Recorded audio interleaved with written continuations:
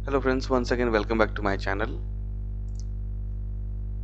मैं आज से कुछ एक नया सीरीज स्टार्ट कर रहा हूं जो कि बिगिनर्स के लिए है, जिन्हें स्टॉक मार्केट का बहुत ज़्यादा आइडिया नहीं है या जो स्टॉक मार्केट में इन्वेस्ट या ट्रेड करना चाहते हैं।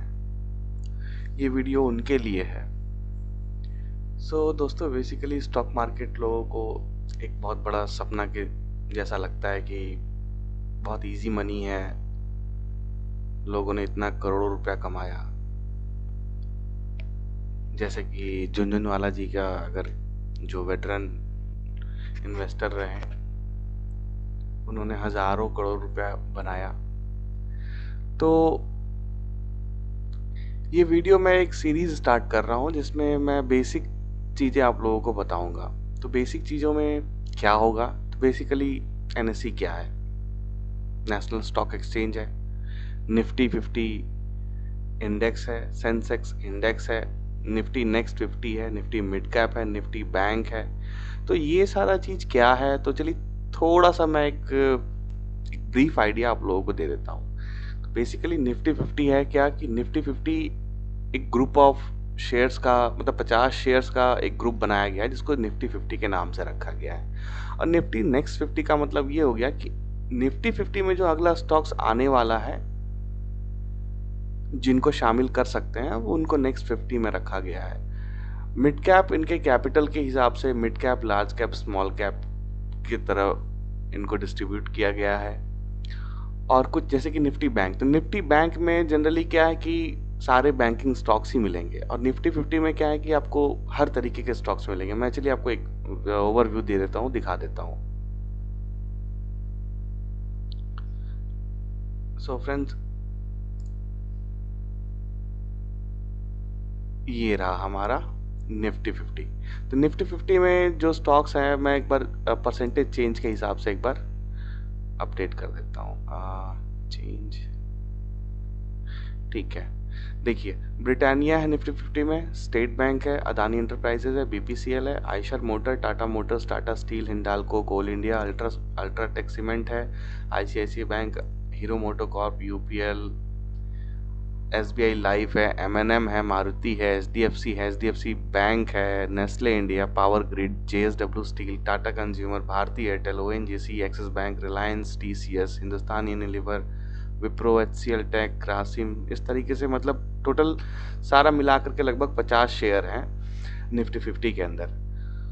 अब जनरली निफ्टी 50 का वैल्यू बढ़ता और घटता किस तरीके से है, तो इन सभी शेयर्स में जब मूवमेंट आएगा, यानी कि अगर जो हेवी वेट्स जैसे कि रिलायंस हो गया, बहुत सबसे ज़्यादा वेटेज रखता है इन सभी के ऊपर, मतलब निफ्टी के ऊपर। रिलायंस हो गया, एचडीएफसी बैंक हो गया, एचडीएफसी लिमिटेड हो गया, आईटीसी हो गया,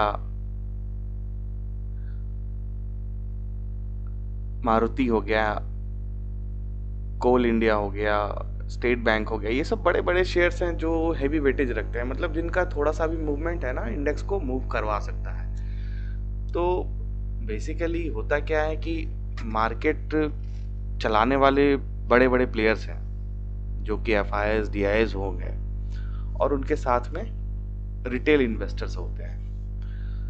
अब लोग करते क्या है, तो इन शेयर्स में खरीदते हैं, कुछ इंडेक्स में स्पेंड करते हैं अपना पैसा।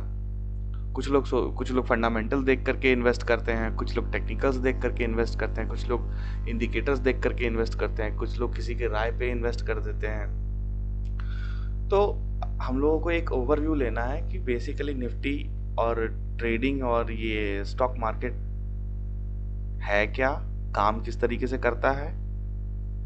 तो बहुत सारा कोरिलेशन होता है इनमें, जैसे कि डॉलर इंडेक्स हो गया, क्रूड ऑयल हो गया। तो इन सब का जो इम्पैक्ट होता है, क्रूड का इम्पैक्ट बीपीसीएल पे पड़ेगा।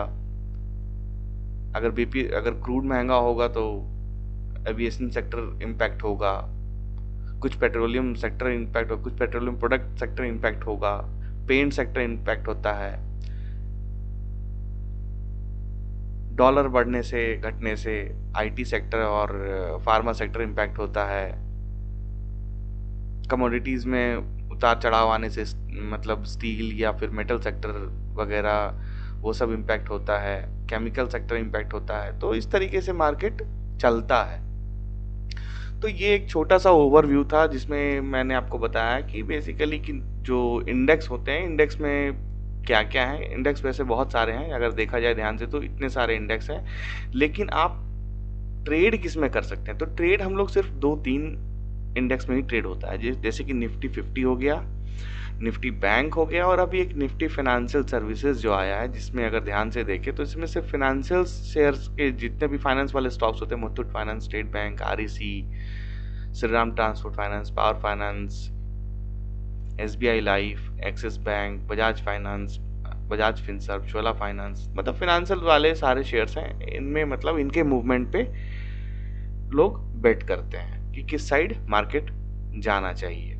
तो बेसिकली निफ्टी फाइनेंशियल सर्विसेज में फ्यूचर्स पे लोग ट्रेड करते हैं। तो इन सभी चीज़ों के बारे में बाद में हम लोग डिस्कस करेंगे। तो जैसा कि एक छोटा सा ओवरव्यू आप लोगों को मिल गया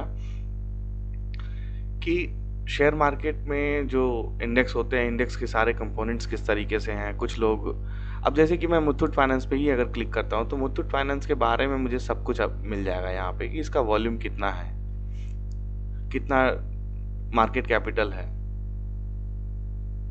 52 वीक हाई इसका कितना, 52 वीक लो कितना है।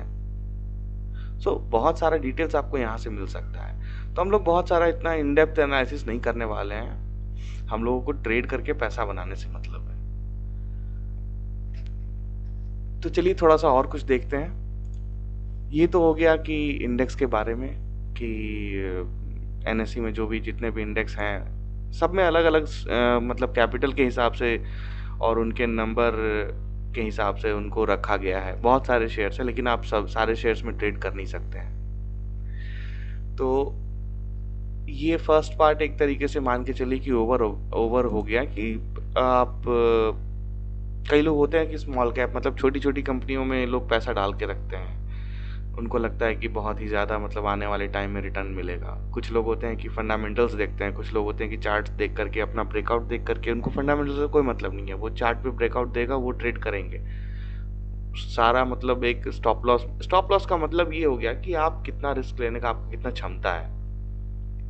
मतलब आप अगर सपोज करें कि अगर मैं मतलब 500 रुपये का अगर शेयर खरीद रहा हूँ तो 2 या 3% का अगर मैं रिस्क रखता हूँ, यानी कि 15 रुपये का मेरे पास अगर रिस्क है, और अगर मैं आप साइड में अगर 20% या 10 से 12%, 15% का भी अगर टारगेट रखता हूँ तो मेरे लिए बहुत है। 10% का मतलब हो गया 500 के शेयर में लगभग 50 रुपये का मूवमेंट। मैं 15 रुपये का रिस्क लेकर के 50 रुपये ट्रेड कर रहा हूँ। लेकिन यहाँ पे बात आ जाती है कि ठीक है, क्या आपने ट्रेड लिया और वो ट्रेड अगर आपके अगेंस्ट में गया तो आप 15 रुपये लूज कर रहे हैं। ये तो एक शेयर की बात हुई।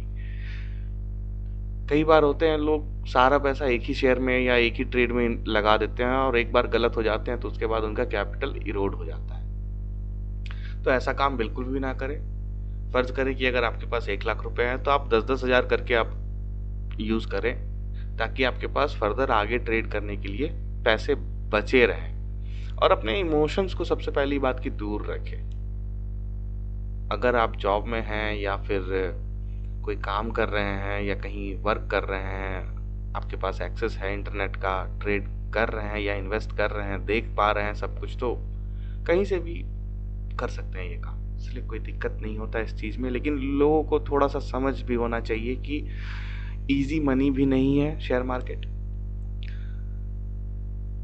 आपको थोड़ा सा अपना दिमाग लगाना पड़ेगा, पोजीशन साइज मैनेज करना पड़ता है। पोजीशन साइज का मतलब हो गया कि जैसा कि मैंने अभी बताया ना कि लाख रुपए रख करके आप 10,000, अब 10,000 की जगह आप 50,000 का ट्रेड ले रहे हैं, और रिस्क तो आपके पास फिर बहुत ही ज़्यादा हो जाएगा ना।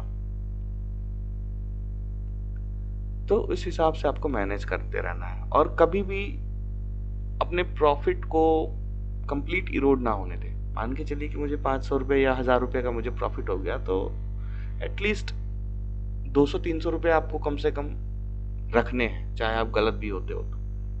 अब वो मैनेज आपको करना है।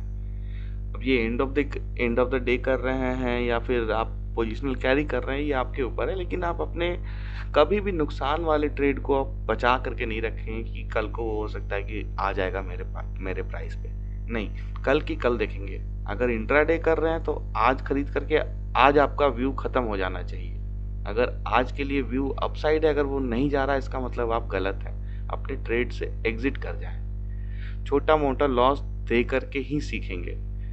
सबसे पहली बात होती है कि लोग बड़े बड़े लॉसेस में बैठे रह जाते हैं। 100 रुपये वाला 5 रुपये का रिस्क लेना है, वो 10-12 रुपये नीचे चला गया, ट्रेड में बने हुए हैं। वो फिर और 20 रुपये नीचे चला गया, वहां पे और एवरेज कर रहे हैं। तो उस हिसाब से आप फिर ट्रेडर ना बन करके इन्वेस्टर बन जाएंगे, वो भी कंपल्सिव इन्वेस्टर।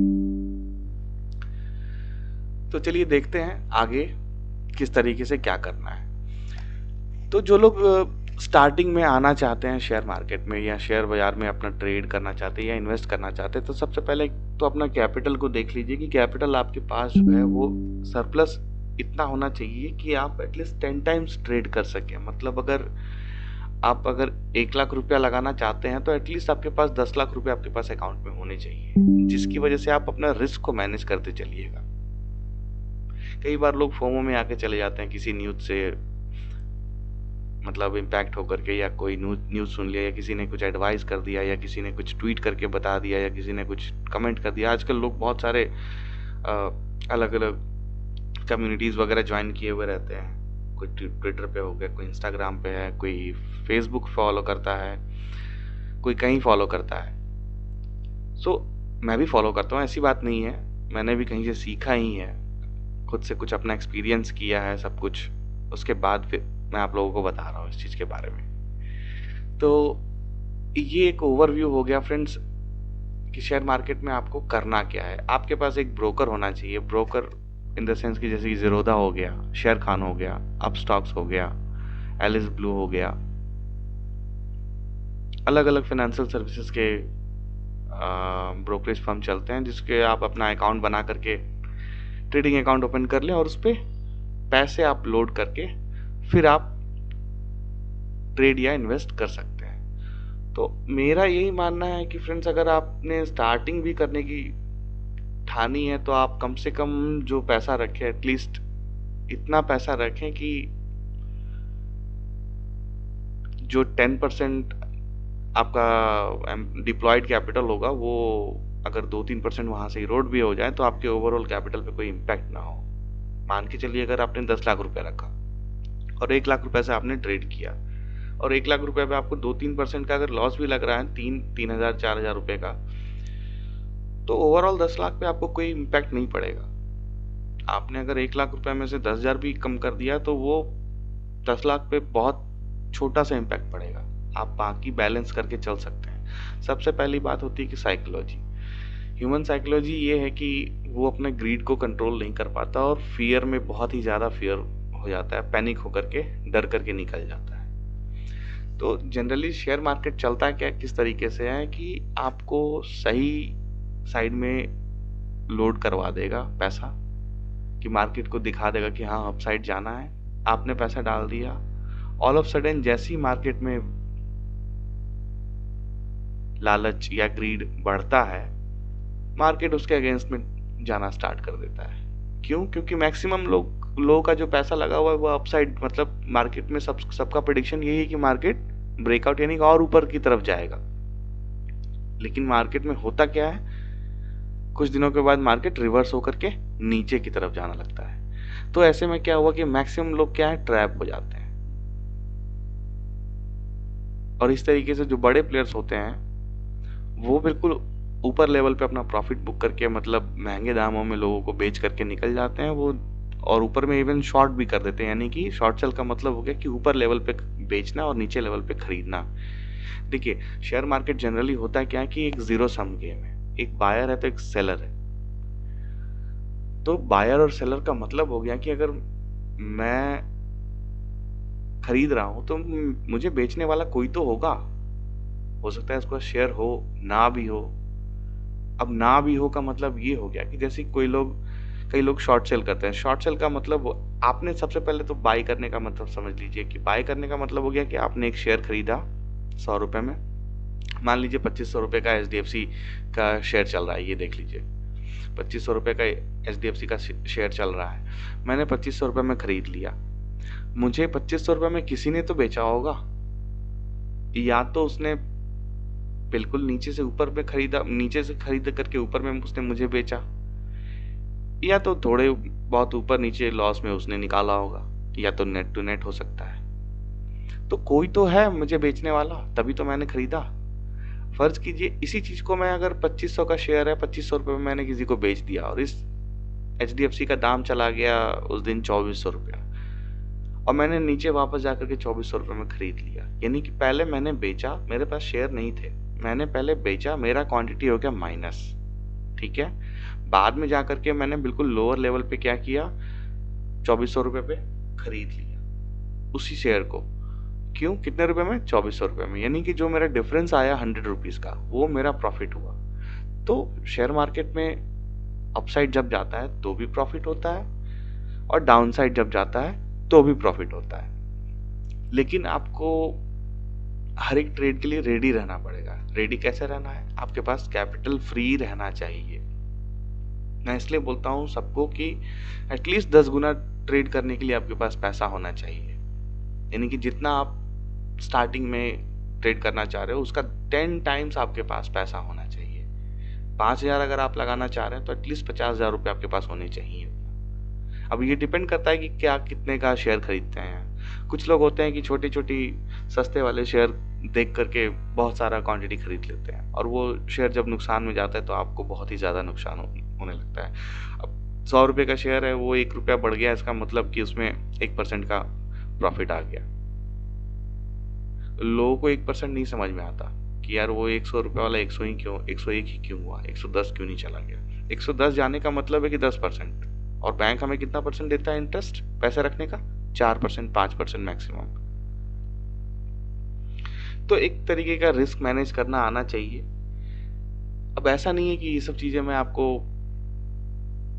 ऐसी बस कहीं पढ़ करके समझ करके, मैं अपने एक्सपीरियंस से आपको बता रहा हूँ किस तरीके से क्या करना है, किस तरीके से मैनेज किया जाता है।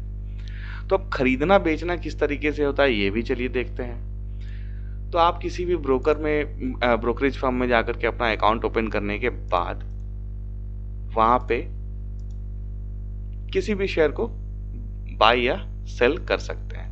तो बाय या सेल करने का मतलब ही हो गया कि आप किसी शेयर को परचेज कर रहे हैं। तो परचेज करने के बाद वो अगर आपने आज खरीदा और आज के डेट में, आप मान लीजिए कि ये विप्रो का शेयर है, इसमें इसको मैंने 15 मिनट के चार्ट, ये कैंडल स्टिक का चार्ट है, ये कैंडल स्टिक पैटर्न है जिसपे मोस्टली ट्रेडर्स ट्रेड करते हैं। कुछ लोग अलग अलग हैं, यहाँ पे अलग अलग इतने सारे चार्ट देखने का पैटर्न है। ये देखिए, ये हॉलो स्टिक हो गया, इसे लाइन चार्ट बोलते हैं, ये बिल्कुल लाइन की तरह दिखेगा। ये एरिया हो गया। तो हम लोग बेसिकली कैंडल चार्ट पे देखेंगे, और जो टाइम फ्रेम रहेगा वो 5 मिनट या 15 मिनट पे हम लोग देखेंगे। तो हम लोग जनरली करेंगे क्या, अभी तो बेसिक हम लोगों ने जान लिया कि निफ्टी 50 में इतने इतने शेयर्स होते हैं। जनरली आप लोगों ने न्यूज़ में निफ्टी 50 और बैंक निफ्टी या सेंसेक्स का ही नाम सुना होगा। तो सेंसेक्स में जो शेयर्स है वो अलग अलग क्वांटिटी में रहते हैं शेयर्स, में आपको वो भी दिखा देता हूँ।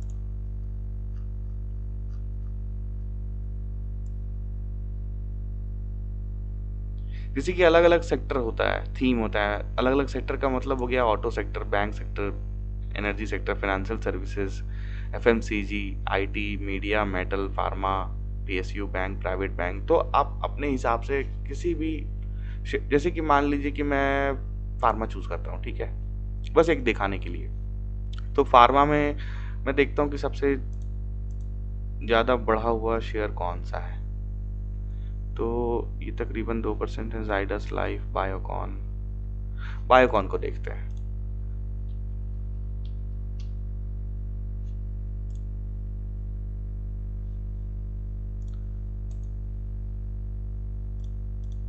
ये बिल्कुल सिंपल चार्ट है बिना किसी इंडिकेटर के। ये बायोकॉन का चार्ट है फ्रेंड्स। ये मतलब देखा जाए तो मार्केट में लगातार इसमें गिरावट बनी ही हुई है। ये नीचे लगातार मतलब नीचे कंटिन्यूअस जाया जा रहा है। अब चलिए देखते हैं कि इसमें किस तरीके से इसमें हम एनालिसिस कर सकते हैं। तो मार्केट में एक तरीके का देखा जाए कि इसने एक बॉटम लगाया है 258 का। 258 के बाद बॉटम, मतलब इससे नीचे मार्केट अभी तक नहीं गया है। 258 के बाद जाने के बाद फिर ये कंटिन्यूअसली ऊपर की तरफ गया, ऊपर जाने के बाद फिर से सेल ऑफ आया, उसके बाद फिर एक सपोर्ट लेकर के वापस ये अपसाइड में सस्टेन कर रहा है। तो डेली कैंडल का मतलब हो गया ये एक दिन का चार्ट है, यानी कि एक दिन गिरावट आया, एक दिन फिर बढ़ाता है मार्केट में। कई लोग होते हैं अलग अलग तरीके से। अब आपको फंडामेंटल इसका नहीं पता, आप टेक्निकल और चार्ट देख करके भी आप ट्रेड कर सकते हैं। कई लोग होते हैं अलग अलग तरीके से ट्रेड करते हैं, कुछ इंडिकेटर्स यूज करते हैं, कुछ लोग डेटा यूज करते हैं, कुछ लोग न्यूज़ बेस पे, कुछ लोग ट्रेंड लाइंस पे। ट्रेंड लाइंस में सब कुछ के बारे में बिल्कुल अलग अलग एक वीडियो, सेपरेट वीडियो बना करके ट्राई करूंगा आप लोगों को बताने के लिए। तो हम लोग पहले जानते हैं कि बाइंग और सेलिंग। अब किसी भी शेयर को बाय करने के लिए आपको पता है कि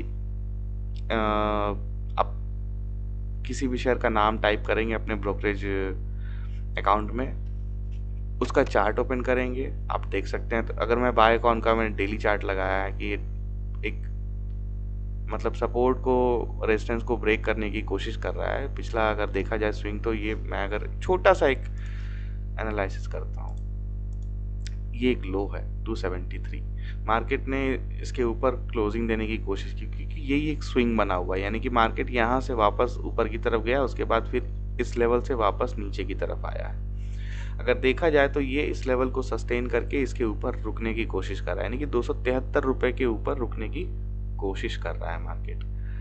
अब हम लोगों को देखना है कि ये जो स्विंग है अपसाइड का, अगर मान के देखा जाए तो 280 का जब ये लेवल क्रॉस करके ऊपर सस्टेन करता है, तो इसमें मार्केट में चांसेस रहेंगे और भी ऊपर की तरफ जाने के, यानी कि 298 300 के आसपास एक बार ये टेस्ट कर सकता है। क्योंकि मार्केट में जो गिरावट है, एक बार, दो बार, तीन बार, चार बार इसने इस लेवल को टेस्ट करने के बाद ये नीचे सेल ऑफ आया। अब ये वापस हो सकता है कि इस लेवल को रीटेस्ट करने के लिए जा सकता है और एक अपसाइड में ब्रेकआउट भी दे सकता है। तो ब्रेकआउट कैसे दे सकता है, तो ये चार्ट आपको देखिए, ये मैं जो एनालिसिस कर रहा हूँ, मान के चलिए कि आपने एक शेयर 278 पे ले लिया और या कल के डेट में अगर आपको 280 के ऊपर मिल गया, आपने खरीद लिया और आपने रिस्क रखा यहाँ पे 10 रुपये, यानी 270 के नीचे अगर इसके क्लोजिंग देती है तो आप अपने ट्रेड से हट जाएंगे। ये हो सकता है कि ये मार्केट फिर से नीचे की तरफ गिरना स्टार्ट कर दे। तो अगर मैं इसको रिवर्सल अगर ऊपर की तरफ प्लान भी करता हूँ कि हाँ चलिए मैं एक बार एक ट्रेड ऐसा लेना चाहूँगा कि हो सकता है कि ये अपसाइड में ब्रेकआउट देने की कोशिश करे। अब अगर मैं देखूं ध्यान से, अगर आप देखेंगे, मैं अगर कुछ पॉइंट्स को मैच करता हूं यहाँ से, तो तकरीबन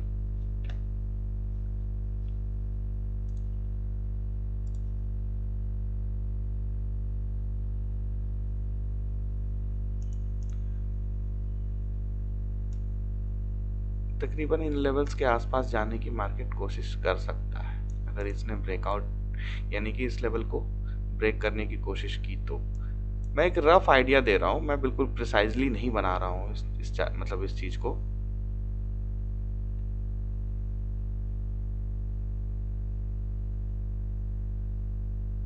चलिए इस लाइन को हटा देते हैं, इस लाइन की वैसे भी जरूरत नहीं है। तो आपको अगर ध्यान से देखा जाए,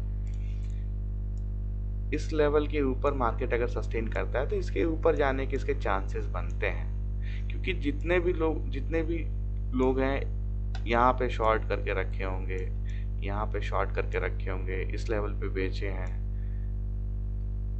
अगर इस लेवल को तोड़ता है यहाँ से मार्केट, तो ये ऑब्वियस सी बात है कि ये ऊपर में जाने के चांसेस है। अगर आप यहाँ छोटा सा रिस्क लेकर के ट्रेड भी करते हैं, छोटी सी क्वांटिटी, तो आपको ये प्रॉफिटेबल तो दे सकता है, लेकिन आपके पास रिस्क बहुत छोटा सा है। अगर ये अपसाइड में गया तो ये कितना बड़ा जाएगा, आप ये भी तो देखिए।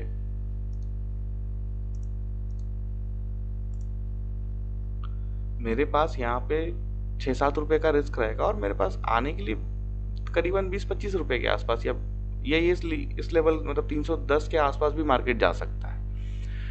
तो मैं ये ऐसा नहीं कह रहा हूँ कि आप कल जाकर के सुबह उठते ही मार्केट में ओपन होते के साथ ही ट्रेड करना स्टार्ट कर दें। तो मुझे बायोकॉन के बारे में बेसिक नहीं पता, मुझे सिर्फ इतना पता है कि चलिए ये फार्मा का स्टॉक है। अब मुझे ये खरीदना है कि नहीं खरीदना है, ये मैं एनालिसिस कैसे करता हूँ, मैं वो आपको बता रहा हूँ। लोग किसी के भी कहने पे ट्रेड कर देते हैं, नहीं, वो काम नहीं करना। आप अगर सही हैं, आप अपने एनालिसिस को परफेक्ट रखिए। अगर आप सही रहेंगे, मार्केट आपको पैसा बना करके देगा, क्योंकि ये पैसा बनाना सेकेंडरी थिंग है, आपको अपने साइकोलॉजी पे कंट्रोल रखना है। मार्केट अगर सपोज कीजिए कि आपने स्टॉप लॉस रखा 270 का, और अगर कल के डेट में अगर क्लोजिंग मिल गई 272 पे, तो आप पैनिक होकर के हो सकता है हट जाओ, और अपने ट्रेड से जैसे एग्जिट करेंगे हो सकता है कि नेक्स्ट डे फिर 284 के ऊपर ओपन होकर के गैप अप ओपन होकर के वापस 300 310 के आसपास चला जाए। तो इस तरीके का भी बिल्कुल नहीं करना है। कई लोग होते हैं कि 280 पे खरीदते हैं, 284 पे वो बेच देते हैं, मतलब 4 रुपए का वो प्रॉफिट लेकर के खुश हो जाते हैं, लेकिन वो जब स्टॉप लॉस देंगे तो कंप्लीट स्टॉप लॉस देते हैं। यानी कि एटलीस्ट अगर आप 7 रुपए 6 रुपए का रिस्क ले रहे हैं, अगर आपको 6 रुपए 7 रुपए का प्रॉफिट मिलता है तो ही आप वहां पे अपने प्रॉफिट को बुक करें। अदरवाइज अपने ट्रेड का वेट कीजिए, अपने प्रॉफिट का मतलब अगर प्रॉफिटेबल हैं तो आप अपने टारगेट का इंतजार कीजिए, आने दीजिए, मार्केट को अपने हिसाब से चलने दीजिए। अगर आप सही हैं तो आपको प्रॉफिट बना करके देगा मार्केट, अगर आप गलत हैं तो आप छोटा सा रिस्क लेकर निकल जाइए अपने ट्रेड से। मुझे किसी ट्रेड से शादी तो नहीं करनी है कि मैंने अगर बायोकॉन खरीद लिया तो अगर ये 270 के नीचे चला गया तो मैं ईगो में आकर के बैठा रहूंगा कि नहीं ये 270 के नीचे क्यों गया, मैं 4 दिन और वेट करूंगा, हो सकता है 4 दिन में ये 250 चला जाए। तो जो आपको 10 रुपए का रिस्क रिस्क था वो आपका रिस्क बढ़ करके 20 रुपए और बढ़ जाएगा, 25-30 रुपए चला जाएगा। देखिए शेयर बाजार में है ना, जब तक आप गलती करेंगे नहीं आप सीखेंगे नहीं। आपको खुद से प्रैक्टिस करना पड़ेगा, कोई आपके हाथ को हिला करके बताएगा नहीं कि आपको ये शेयर खरीदना है, ये ट्रेड करना है। आपको खुद से मार्केट में ढेर सारा स्टॉक्स देखना है। जैसे कि मैं आपको खुद ही दिखा दूं यहाँ पे, जैसे कि ये एचडीएफसी बैंक है, एचडीएफसी बैंक है तो अब ये एक ऐसे लेवल पे है, यहाँ से हो सकता है कि गिरावट भी आए और हो सकता है यहाँ से अपसाइड भी जा सकता है। तो अपसाइड जाने के लिए जो लेवल है इंपॉर्टेंट, आपको ध्यान से देखना पड़ेगा ये कौन सा इंपॉर्टेंट लेवल है। ये मैंने कुछ पहले का लेवल्स मार्क कर रखा है, खैर उस पर ध्यान नहीं देंगे आप। मैं बस एक ओवरव्यू आइडिया दे रहा हूँ कि अगर मान लीजिए कि मार्केट में ब्रेकआउट अगर देना रहेगा इसको, तो ब्रेकआउट ये किस तरीके से देगा। मैं एक छोटा सा ट्रेंड लाइन भी अगर मैं बना दूं यहाँ से, तो मान के चलिए कि अगर ये 1524 के ऊपर अगर जाता है, ट्रेड करना स्टार्ट करता है, तो फिर ये हो सकता है कि काफी अच्छा अपसाइड में मार्केट जा सकता है। तकरीबन नहीं भी तो 100-150 पॉइंट भी अपसाइड में जा सकता है मोमेंटम। क्योंकि अगर मैं ध्यान से देखूं तो ये जहाँ पे जिस लेवल पे मार्केट रुका हुआ है अभी, वो भी काफी कंजेशन वाला जोन रहा है। अगर मैं इस लेवल से मिलाता हूँ तो यहाँ काफी मशक्कत करने के बाद मार्केट ऊपर गया, यहाँ से नीचे आया। नीचे आने का मतलब हो गया कि आपको 100 रुपए के आसपास नीचे आना बहुत बड़ी बात होती है। आपको ये नहीं पता कि यहाँ से 100 रुपए आ जाएगा या 200 जाएगा, 300 जाएगा, 500 जाएगा। अपसाइड हमें पता है, लेकिन आपको उसी रिस्क को मैनेज करना है। जैसे कि इस लेवल को जैसे ही मार्केट हो सकता है क्रॉस करेगा, तो क्रॉस करने के बाद आपको काफी अच्छा मोमेंटम मिल सकता है अपसाइड में। अब ये कब करेगा, कल करेगा, परसों करेगा, काफी लोग होते हैं फोमो में आकर के ट्रेड ले लेते हैं, उसके बाद मार्केट नीचे की तरफ आ जाता है। तो इन चीजों से बचना है। अलग अलग शेयर्स में अलग अलग चार्ट बनते हैं। कोई जैसे कि ये मैंने 709 के ऊपर एक बार बाइंग दिया था और मेरे लिए स्टॉप लॉस जो था 701 के नीचे का क्लोजिंग स्टॉप लॉस था। तो काफी अच्छा मतलब ये लेवल्स मेरा काम करता है। अब आप देखेंगे ये भी तो यहाँ 6-7 रुपए का स्टॉप लॉस था और यहाँ पे काफी अच्छा यहाँ पर मोमेंटम दे करके 50 रुपए के आसपास, 40 रुपए के आसपास का प्रॉफिट बन रहा है। तो भी बहुत प्रॉफिट बन रहा है इसमें, अगर किसी ने ट्रेड किया होगा। आपको हर एक ट्रेड करने के लिए तैयार रहना होगा। अब प्रॉब्लम क्या होती है रिटेल इन्वेस्टर के पास कि वो पैसा कम लेके आते हैं और एक्सपेक्टेशन बहुत ज्यादा कि रातों रात करोड़पति होना है। कुछ लोग ऐसे भी मिलेंगे जो कैपिटल लाएंगे और एक दिन में चाहेंगे कि रईस बन जाए। कई लोग होते हैं, ये ह्यूमन साइकोलॉजी, इसमें हम और आप कुछ भी नहीं कर सकते। बस आप अपने इमोशंस पे कंट्रोल रख सकते हैं, ये काम कर सकते हैं और कुछ खास नहीं। अपने इमोशंस को रखना है, काफी ग्रीडी नहीं होना है। जब भी मार्केट आपको पैसा बना के दे आप राइड करते चलिए, राइड करते चलिए। ऐसा नहीं है कि बिल्कुल, हाँ अपने प्रॉफिट को बुक करना भी आना चाहिए कि मुझे कौन से लेवल पे बुक करना है। जैसे कि मैंने अपने कुछ एक वीडियो में 120 के आसपास यहाँ पे मैंने दिवाली वाले दिन मैंने अपना एक वीडियो में ना पिक दिया था कि कैस्ट्रॉल में एक ब्रेकआउट आ रहा है 120 रुपए पे, आप 110 या 109 के नीचे का स्टॉप लॉस डाल करके आप ट्रेड कर सकते हैं। तो देख रहे हैं कि एग्जैक्टली 109 का जो लेवल है ये काफ़ी इंपॉर्टेंट लेवल माना गया है। इंपॉर्टेंट लेवल इसलिए क्योंकि यहीं पे मार्केट आकर के वापस रिवर्सल दिया। अब जिन्होंने यहाँ इस लेवल पे बाई किया होगा उनके लिए हर एक लेवल पे प्रॉफिट है, यानी कि जो लेवल है यहाँ से, अगर मान लीजिए 104 के ऊपर किसी ने बाई किया होगा उनको, उनके लिए स्टॉप लॉस 101 रुपए का था। अब वो आराम से बैठे हुए हैं यहाँ पे।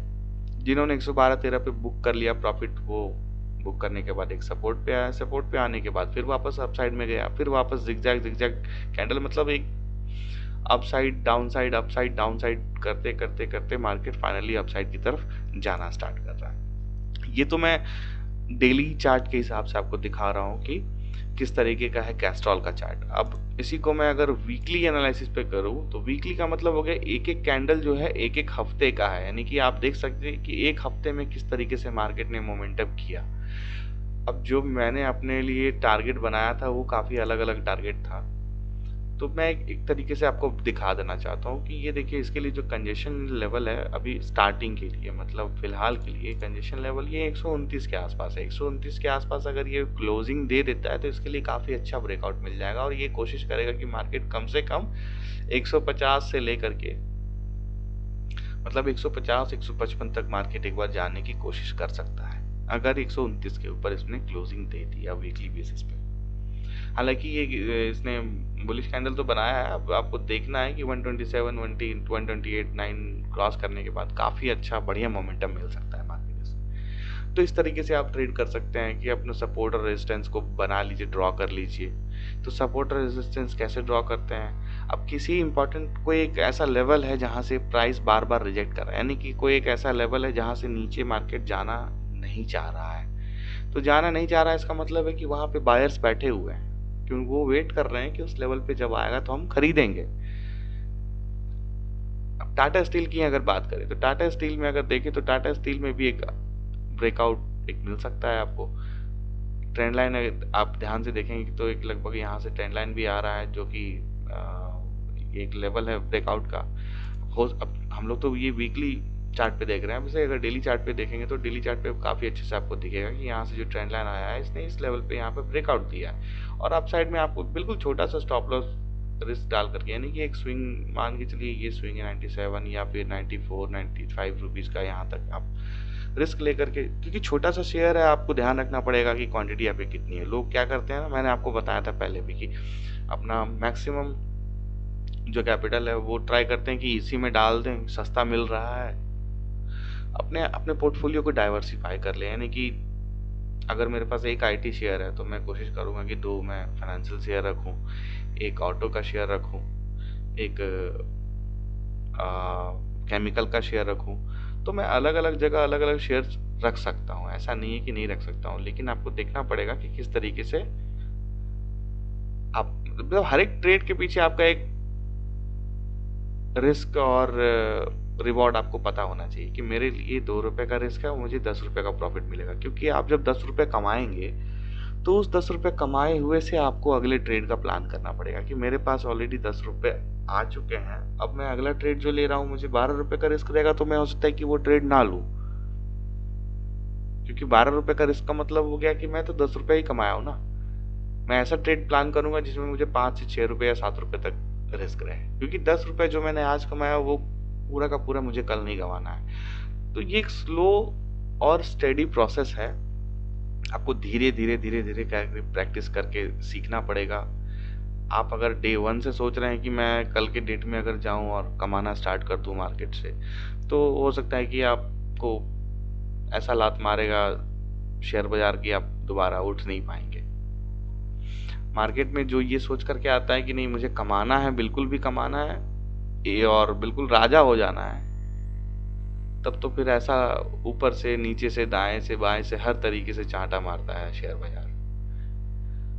इसलिए तो 95% जो रिटेल प्लेयर होते हैं वो लूज करते हैं मार्केट में, उनका कैपिटल बहुत ही कम रहता है, वो फोमो में आकर के कभी ना कभी वो गलती कर ही देते हैं। मान के चलिए कि 1 महीना 2 महीना 3 महीना आपने बहुत अच्छा प्रॉफिट कमाया, अब 1 लाख रुपए पे सपोज कीजिए कि आपने 30,000 40,000 रुपए कमा लिए 3 महीने में, तो भी 40% आपने निकाल लिया।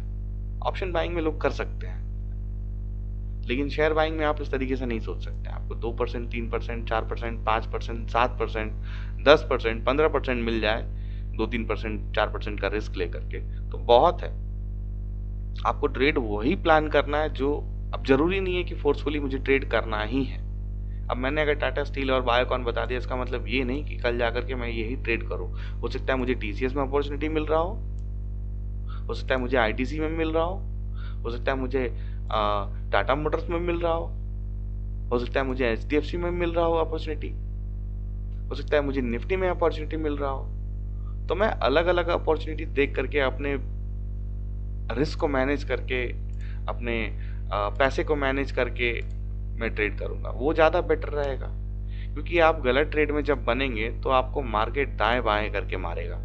जैसे कि निफ्टी की ही बात करें तो पिछले दिन क्या हुआ, एक सेल ऑफ आया मार्केट में, बड़ा सा कैंडल डाउन साइड एकदम बिल्कुल नीचे की तरफ आया, और जितने लोगों ने मतलब यहाँ पर देख करके, ये ब्रेकडाउन देख करके बेचा होगा, वो सारे के सारे ट्रैप हो गए एक बार में। मार्केट इसी तरीके से करता है, आपको पहले दिखा देगा कि गलत है, आप बिल्कुल चढ़ जाएंगे कि मार्केट नीचे की तरफ जा रहा है, चलो चलो बेच दो बेच दो। और जैसे ही लगेगा कि आप बिल्कुल अब तोड़ करके ये नीचे चला जाएगा, ऑल ऑफ सडन मार्केट वहीं से घूम जाता है। होता है, कईयों के साथ होता है। क्योंकि शेयर बाजार इसी तरीके से ही चलता है, आपको अपने साइकोलॉजी को भी उसी तरीके से मैनेज करना पड़ेगा। मेजोरिटी पीपल्स के, आपको जितने भी मेजोरिटी पीपल हैं उनके अपोजिट काम करना है आपको। यानी कि जहां रिटेल प्लेयर लूज कर रहे हैं जिस साइकोलॉजी से, आपको उसका अपोजिट साइकोलॉजी अपने पास रखना पड़ेगा, तभी जाकर के आप शेयर बाजार से पैसा बना पाएंगे। और पैसा बनाना इसका मतलब ये नहीं है कि आप मतलब 22 ट्रेडिंग सेशन है तो आप 22 ट्रेडिंग सेशन कंप्लीट ट्रेड ही करें। आप एनालिसिस भी कर सकते हैं, आप एक एक दो क्वांटिटी करके प्रैक्टिस कर सकते हैं। एक हैबिट बनाना इंपॉर्टेंट है। हैबिट ये नहीं कि प्रॉफिटेबल होना, नहीं, अपने नुकसान को कम करना।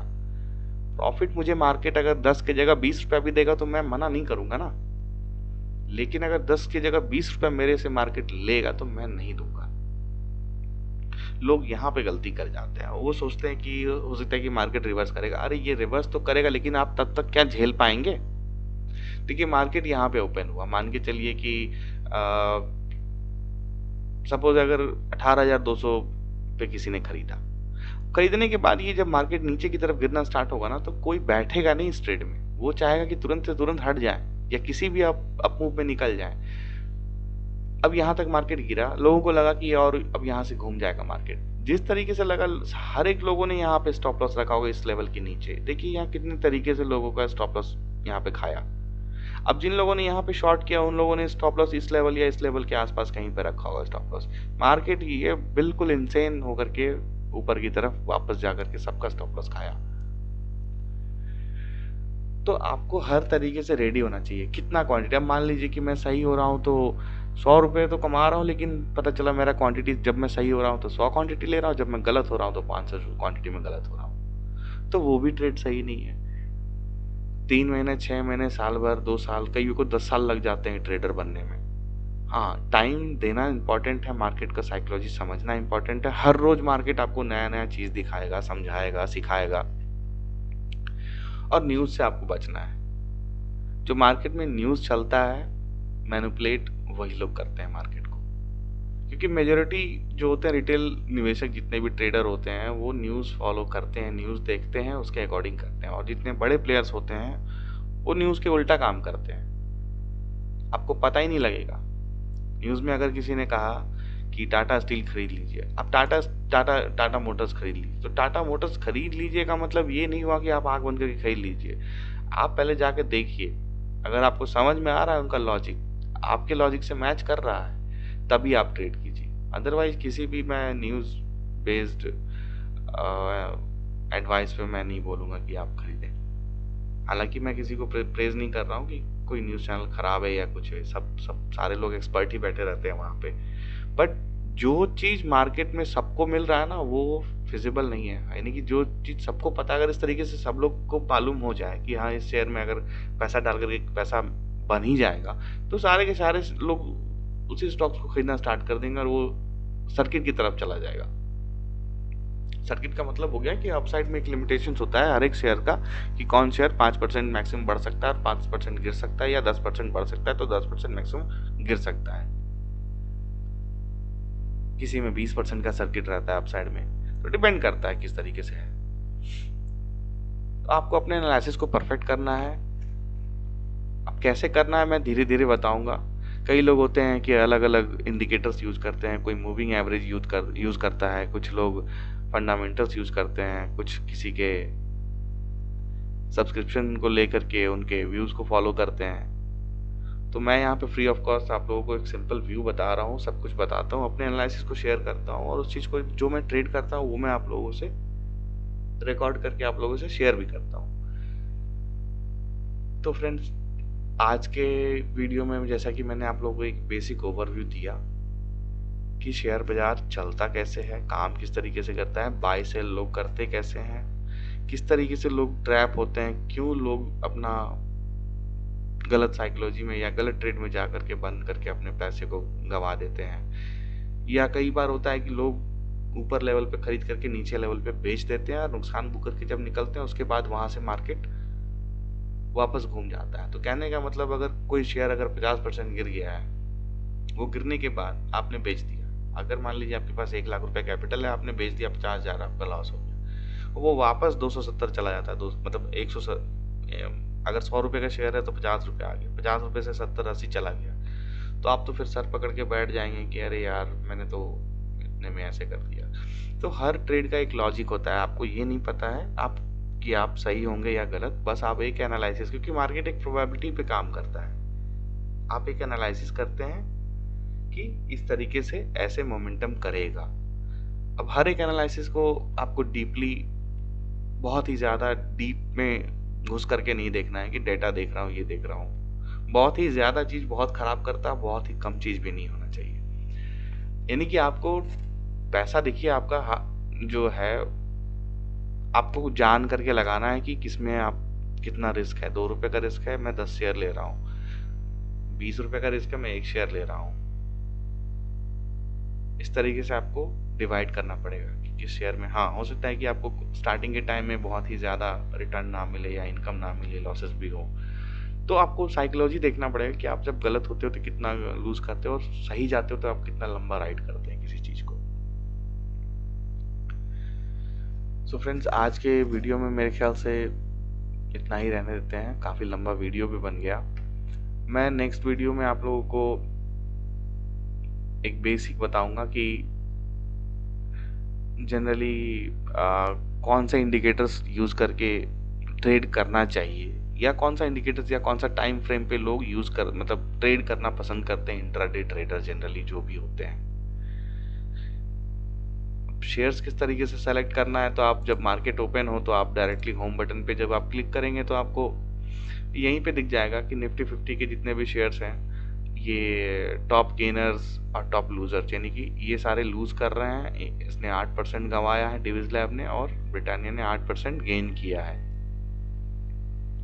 तो इस तरीके से आप शेयर भी चूज कर सकते हैं यहाँ से। अगर मुझे मार्केट को अगर नीचे आना है, गिराने वाले शेयर्स हैं, तो ये सारे शेयर्स हैं, यानी कि गिरावट आएगी तो इन्हीं के कारण आएगी, अगर बढ़ेगा मार्केट तो इनके कारण बढ़ेगा। इस तरीके से आप डिवाइड कर सकते हैं कि मैंने 5 शेयर इसमें ले लिए, अगर बढ़ने में स्ट्रेंथ ज़्यादा है तो मैंने 10 शेयर इसमें से लेकर के हेज कर लिया अपने मतलब पोजीशंस को। सो फ्रेंड्स, अलग अलग तरीके से मैनेज करना पड़ता है ट्रेड को।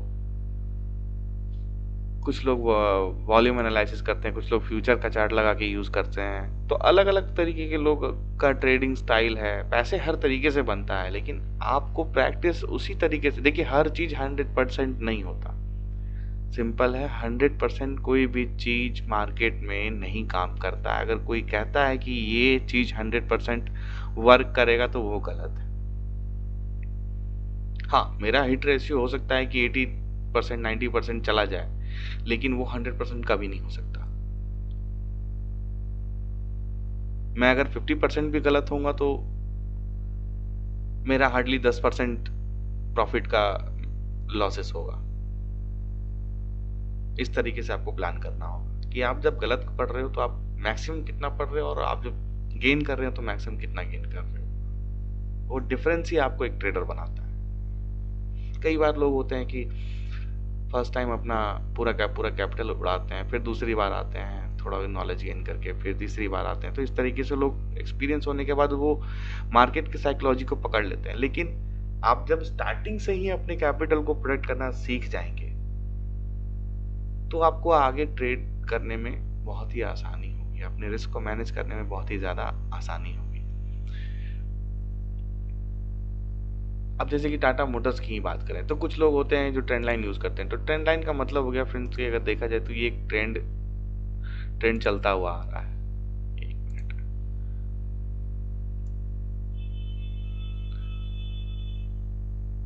मैं अगर सिंपल देखो भी तो अगर ये इस पॉइंट पे यहाँ से लगभग एक मूवमेंट बाउंस कर रहा है, जंप कर रहा है, हो सकता है कि यहाँ पर आकर के जंप कर जाए, हो सकता है यहाँ से आकर के वापस फॉलो करके नीचे की तरफ आ जाए। इस तरीके से भी लोग ट्रेड करते हैं। तो अब यहाँ से नीचे आने की प्रोबेबिलिटी कितनी है, ऊपर जाने की प्रोबेबिलिटी कितनी है, ये आपको अपने रिस्क को देख करके करना पड़ेगा कि मार्केट में सेंटीमेंट क्या चल रहा है। अगर अपसाइड का सेंटीमेंट है तो आपको सेंटीमेंट के साथ में चलना चाहिए। अगर इस पे कुछ नेगेटिव न्यूज दे रखा है मार्केट में और वो देखना है आपको कि देखिए, प्लानिंग आपको मेजोरिटी के अगेंस्ट में करना होगा, तभी वहां पे आपके लिए रिस्क बहुत कम होगा। क्योंकि मेजोरिटी जब तक लूज नहीं करेंगे तब तक शेयर मार्केट चलेगा ही नहीं। यानी कि अगर मैक्सिमम लोगों को लगेगा कि यहाँ से गिरने वाला है तो ऑल ऑफ सडन वो वहां से मार्केट अपसाइड मूव कर जाएगा। So friends, share market basically यही है कि धीरे धीरे रईस बनने की सोचें। ओवरनाइट रईस बनने के चक्कर में हो सकता है कि आप सब कुछ बर्बाद कर दें। सो अपने कैपिटल को प्रोटेक्ट कीजिए, अपने एनालिसिस पे परफेक्ट कीजिए। परफेक्शन आपको अपने एनालिसिस में लाना है तो आपका जो प्रॉफिट पार्ट जो होता है वो बाय प्रोडक्ट की तरह आता है। यानी कि अगर आप सही होंगे तो आपको पता है कि आपके पास कितना पैसा आना है, अगर आप गलत होते हैं तो आपको पता है कि आपकी जेब से कितना पैसा जाना है। रही बात बाकी चीजों की, इंडिकेटर्स और ट्रेड किस तरीके से करना है या कौन से स्टॉक्स को चूज करके कितना क्वांटिटी में ले करके किस तरीके से अपना ट्रेड प्लान करना है, ये मैं आपको नेक्स्ट वीडियो में बताऊंगा। सो फ्रेंड्स, आप अभी के लिए फिलहाल इतना ही है। अगर वीडियो अच्छा लगे तो डेफिनेटली लाइक करें, शेयर करें और सब्सक्राइब करें। So thank you for watching. मिलते हैं नेक्स्ट वीडियो में।